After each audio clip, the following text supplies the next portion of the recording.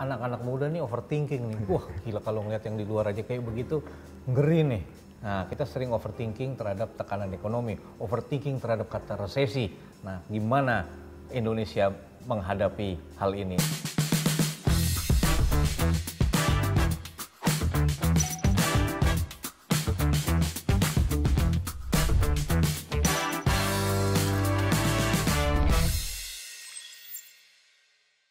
Katanya, wah mengerikan juga ya di global ya, beberapa negara bahkan sudah ini, bahkan tim-tim bola negara Eropa juga kelihatan udah agak struggling mereka dalam di Piala Dunia ini. Larinya sudah banyak yang kurang protein. Kurang protein ya, larinya agak kurang kenceng. Saya lihat kalah sama tim-tim Asia.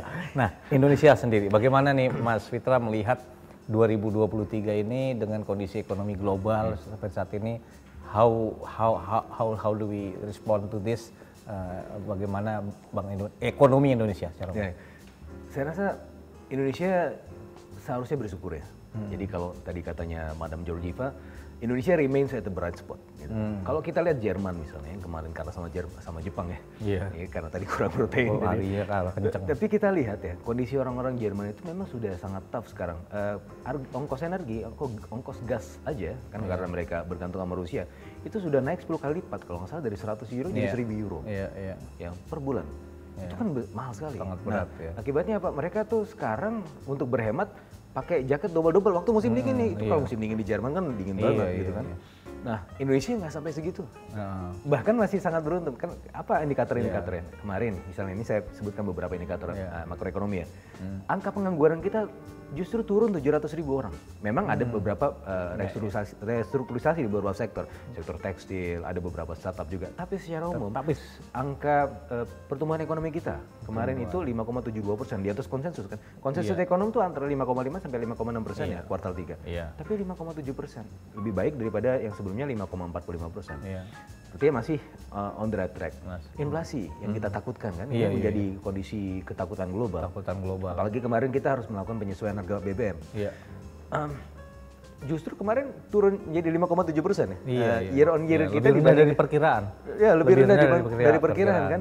Dan kita juga melihat di bulan sebelumnya 5,9%, itu saja sebenarnya masih di bawah 6% ya. Nah, salah satunya juga karena keberhasilan pemerintah dan juga Bank Indonesia untuk kemudian mengendalikan inflasi ya, baik dari sisi suku bunga maupun dari sisi intervensi dari sisi supply. Nah, apa yang tadi disampaikan sebelumnya, di bulan 2 bulan setelahnya, Agustus, September, Oktober ya, itu kita lihat angka volatile food, inflasi volatile food ya, yang ada cabai, minyak, ayam, beras gitu segala macam, itu malah turun. Dan itu berkesesuaian dengan masa panen cabai kan, 2,5 bulan sampai 3 bulan. Nah, ini kita oke nih, pas banget, volatile food malah turun. Nah, suku bunga Bank Indonesia juga disesuaikan kan beberapa kali, naik 50 basis point, 50 basis point. Kalau istilah saya ada bitter pill sih, pil pahit. Tapi kan namanya pil ini kan untuk menyembuhkan. Iya, betul. Iya kan?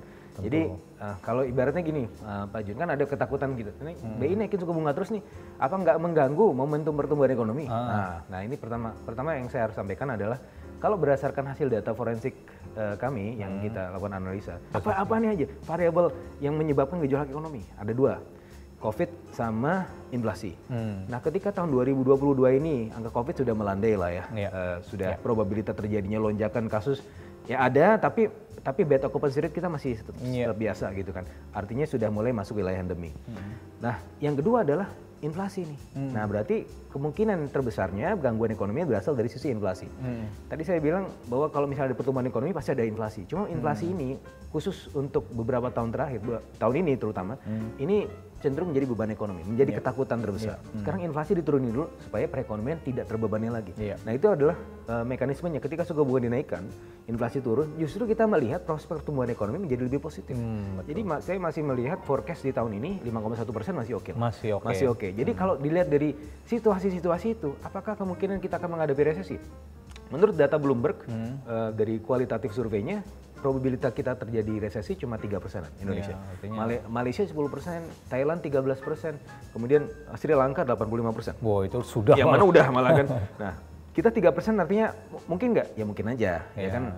Nggak boleh jumawa juga. Kayak kunci Pak Jokowi kan setiap pidatonya kan selalu 2. Kita optimis tapi waspada, gitu kan. Jadi itu tadi ya, kalau yang inflasi tadi memang, nah kalau ini buat Sobat Rupiah nih, inflasi itu ada 3 faktornya kan, jadi inflasi volatile food ya, yaitu makanan, inflasi makanan, terus inflasi yang di harga-harga ditentukan pemerintah, dan ketiga inflasi inti. Nah, kita bekerja sama juga dengan pemerintah. Jadi Bank Indonesia ini punya gerakan nasional pengendalian inflasi pangan. Itu tadi bersama-sama ada nanam cabai, ada nanam. Jadi bekerja sama di seluruh Indonesia dengan kantor-kantor perwakilan di seluruh Indonesia membuat gerakan untuk sama-sama peduli lah terhadap inflasi pangan. Dan kita lihat ya hasilnya bersama-sama pemerintah sudah mulai terlihat bahwa inflasi pangannya malah kemudian turun. Nah, sekarang bagaimana kita anak-anak muda, Sobat Rupiah menyikapi ini tadi Mas Fitra udah cerita global gloomy, tapi ekonomi kita ya tidak perlu terlalu khawatir. Nah, bagaimana kita menyikapi ini anak-anak muda? Ya, anak-anak muda ya lakukan aja apa yang biasa dilakukan gitu, nggak usah terlalu karena begini, aktivitas itulah yang kemudian memacu pertumbuhan ekonomi. Kita optimisme, tapi ya tetap harus ada kesadaran bahwa ya jangan semuanya dihabisin juga dong, gitu kan, harus ada saving juga karena itu yang juga bisa menjaga di masa depan. Nah ini jadi ya harus imbang aja sih antara pengeluaran dan tentunya untuk investasi, untuk perencanaan, tentunya anak-anak muda ini juga perlu terus mencermati perkembangan ya, artinya investasi tetap bisa dilakukan. Karena kan ekonomi itu kan berbagai sektor. Kalaupun ada yang turun tapi tetap ada yang naik. Artinya dalam bisnis selalu ada. Kalau ekonomi makro ada namanya resesi, ada namanya kemudian stagflasi, ada berbagai macam lah. Reflasi kemarin juga. Reflasi, ya, itu memang bagian dari ekonomi secara makro. Tetapi di dalam bisnis ada namanya business cycle ya, ada ups and down ya. Jadi selalu kita bisa melihat potensi dalam kondisi makro apapun, selalu ada bisnis-bisnis yang ups. Ini tentu buat anak-anak muda bisa dilihat. Oke, satu lagi Pak tentang resesi tadi kan, banyak yang salah kaprah dan terlalu salah paham terkait dengan resesi. Wah tahun depan resesi. Sebenarnya kita harus tahu dulu resesi itu apa sih? Resesi itu kalau misalnya pertumbuhan ekonomi negatif 2 kuartal berturut-turut. Artinya kalaupun tahun depan terjadi sesuatu, itu mungkin hanya pelambatan ekonomi di Indonesia ya. Karena kemungkinan besar kita masih tumbuh positif. Sejelek-jeleknya adalah slower growth. Ya mungkin nggak bisa 5%, 4%. Tapi saya masih cukup percaya diri bahwa kita bisa di atas 5%. Nanti kemungkinan resesi itu ya cukup kecil. Iya, seperti tadi di negara kawasan kita paling baik ke posisinya. Jadi tadi pertumbuhan kita masih bagus, inflasi kita masih terkendali di bawah perkiraan, kemudian cadangan devisa juga masih oke sekitar 7 bulan masih 7 bulan impor, dan tentunya angka pengangguran juga masih baik ya, artinya masih terkendali. Jadi ini membuat kita masih bisa tetap optimis perekonomian kita, dan tentu anak-anak muda juga bisa tetap yakin menatap 2023 dengan sebuah semangat gitu kan. Apalagi tadi ini disampaikan ekonom muda kan yang punya pandangan dan hitungan forensik tadi itu sangat penting. Jadi itu pesan terakhir dari Bitalk kali ini, yaitu mengutip lagi Pak Jokowi, optimis tapi tetap waspada.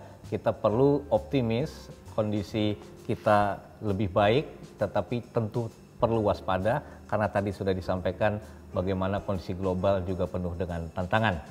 Oke, nah buat Sobat Rupiah, apabila ada topik-topik menarik yang ingin dibahas bersama di Bitalk, tinggalkan komen di bawah ini. Nah jangan lupa mention ingin bahas apa gitu, nanti kita akan diskusikan dan akan kita bahas bersama dengan pakar-pakarnya. Sampai jumpa di episode Bitalk selanjutnya. Salam Bitalk.